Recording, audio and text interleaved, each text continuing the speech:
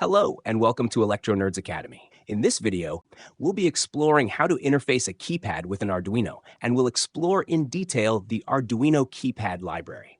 Here's what a typical 4x3 keypad, 12 keys, and 4x4 keypad, 16 keys, looks like. Despite their size differences, both function in exactly the same way. A membrane keypad typically consists of 6 layers. The topmost layer, known as the graphic layer, has all the numbers and characters printed on it and is typically made of polyester. Beneath this is a layer of metal domes for each key. These domes serve 2 purposes. They connect the top and bottom circuits when pressed, and they provide a tactile, button-like feel to the user.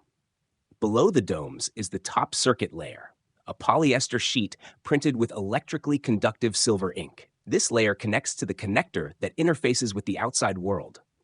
Next is a spacer layer, which separates the top and bottom circuits and keeps the switch open until a key is pressed.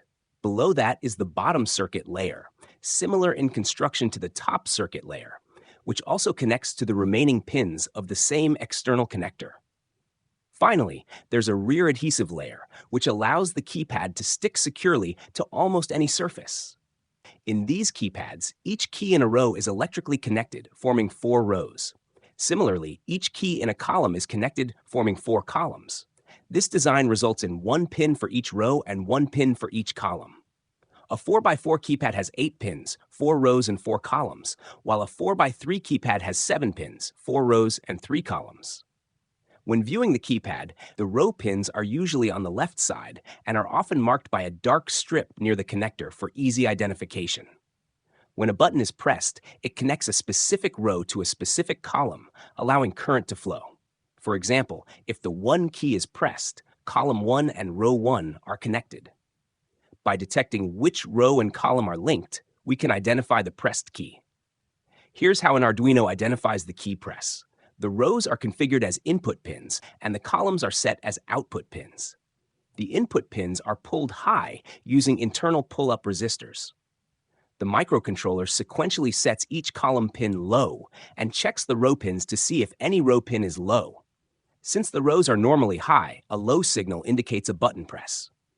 The microcontroller identifies the key corresponding to the detected row and column and waits for the button to be released before detecting any further key presses. To connect the keypad to an Arduino, simply match the keypad's pin order with the Arduino's digital pins. For instance, connect keypad pin 1 to Arduino digital pin 9, pin 2 to pin 8, pin 3 to pin 7, and so on. Now, let's move on to the programming part. For interfacing the keypad with our Arduino, we will use a library named Keypad Library, written by Mark Stanley and Alexander Brevig. This library is not pre-installed, so we'll need to add it manually. Go to Sketch, Include Library, Manage Libraries. Wait for the library manager to load, then type Keypad in the search bar and press Enter. Locate the library, click Install, and wait for the confirmation message. Once installed, you're ready to start coding. The library offers a wide range of functions to work with. To start, we will include the Keypad library in our sketch by writing include keypad.h at the beginning of our program. Then, we will declare a 2D array named myKeys of type char. The dimensions of this array must match the number of rows and columns of our keypad. For example, if you're using a 4x3 keypad, the array will have 4 rows and 3 columns. And if you're using a 4x4 keypad, the array will have 4 rows and 4 columns. Next, we will populate this array with the characters corresponding to the keypad layout, ensuring the arrangement matches the physical layout of the keypad. After that, we define 2 one-dimensional arrays, one for the row pins and another for the column pins. These arrays should contain the Arduino pin numbers connected to the row and column pins respectively. Since we are using a 4x4 keypad, the first 4 pins of the keypad are the row pins, and the last 4 pins are the column pins. The row pins are connected to Arduino pins 9, 8, 7, and 6, while the column pins are connected to Arduino pins 5, 4, 3, and 2. Additionally, we will declare 2 variables, rows and columns, and assign them the value 4, since the keypad being used in this example is a 4x4 keypad. Note that the row pin and column pin arrays, as well as the rows and columns variables, are of the byte data type, which works similar to int data type, but is smaller in size. All this information is required when creating the object for the Keypad library. So let's create our object. We begin by writing the name of the library, Keypad, followed by the name of the object. We will name our object myKeypad. After that, we use the equals sign and call the constructor of the library. The constructor accepts 5 parameters as shown. Let's break them down. The first parameter might look like a function call that takes our 2D character array myKeys as an argument. However, makeKeyMap is not a function. It's a macro or a preprocessor directive. We know that preprocessor directives are declared using the define statement.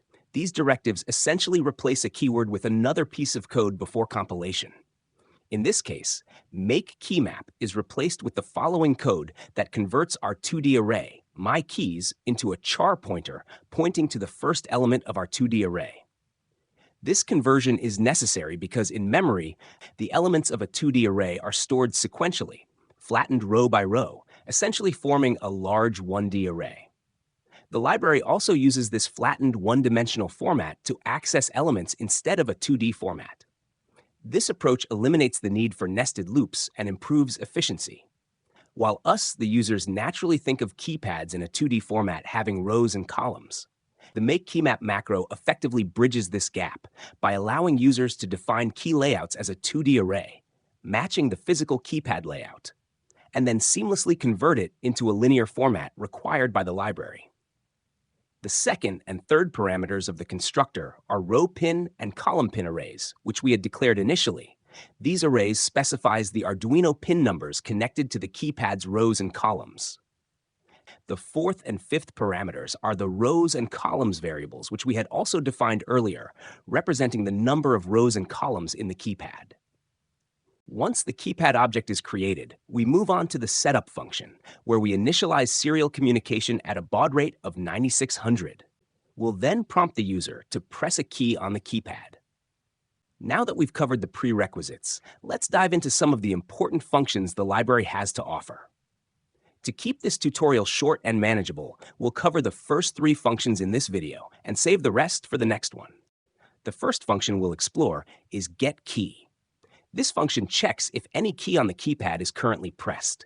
If a key is detected, it returns the corresponding character. For example, if key 2 is pressed, it will return the character 2, and if key A is pressed, it will return A. If no key is pressed, it returns a constant value, no key, which is essentially a null character, meaning it has no value. To use getKey in our program, we start by declaring a character variable named returnKey to store the detected key. Next, we call getKey using the object we created. We write the object name myKeypad, followed by a dot, and then the function name getKey. The returned value is stored in returnKey. To visualize the result, we print this variable to the serial monitor and add a small delay to observe the output properly. After uploading the code to the Arduino and opening the serial monitor, we will initially see no key being pressed, so it will continuously print the null character.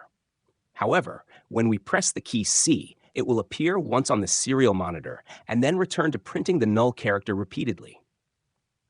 If we only want to display the character when a key is actually pressed, we need to modify the code slightly. By placing the print statement inside an if condition, we ensure that return key is printed only when it holds a valid key character, meaning it is not equal to no key or the null character. Additionally, we can remove the delay statement since it is no longer necessary. After uploading this updated code to the Arduino and opening the serial monitor, we will no longer see the null character being printed continuously. Now, if we press the key C again, it will be displayed on the serial monitor only when pressed. It is important to note that getKey detects only a single key press at a time. If a key is being held down, no other key press will be registered until the first key is released. For example, if key C is being held down and we simultaneously press key D, nothing will be displayed. Only after releasing key C will the key D be detected and printed on the serial monitor. Another useful function is waitForKey. This function is similar to getKey, but with one key difference. It pauses program execution until a key is pressed. The program remains on hold and does not proceed until it detects input from the keypad.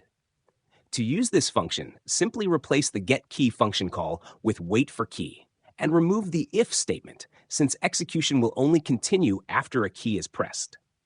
To visualize this behavior better, let's add an LED indicator that lights up once a key is detected. We'll update the setup function to declare pin 13 as an output using pin mode. Now, after calling waitForKey, the onboard LED will turn on, signaling that a key has been pressed. Once we upload this updated code to the Arduino, we'll notice that the program initially waits for input. It does not light up the LED or print anything on the serial monitor. However, as soon as we press a key, such as A, the program execution moves forward, the onboard LED turns on, and the character A is printed on the serial monitor. The last function we'll cover in this video is isPressed, which checks whether a specific key is currently being pressed. This function takes a single parameter, the character of the key, to check. For example, to verify if key 2 is pressed, we call myKeypad.isPressed2. If the key is being pressed at that moment, the function returns true. Otherwise, it returns false. To implement this in code, we can use isPressed inside an if statement. If the function returns true, the program prints a message like key 2 is pressed to the serial monitor. One important thing to note is that isPressed only works if a keypad scanning function such as getKey or waitForKey has been called beforehand. After uploading this program, pressing the key 2 will trigger the serial monitor to display a message confirming the key press. That's all for this video. In the next one, we'll continue exploring more essential functions of the Keypad library. See you there.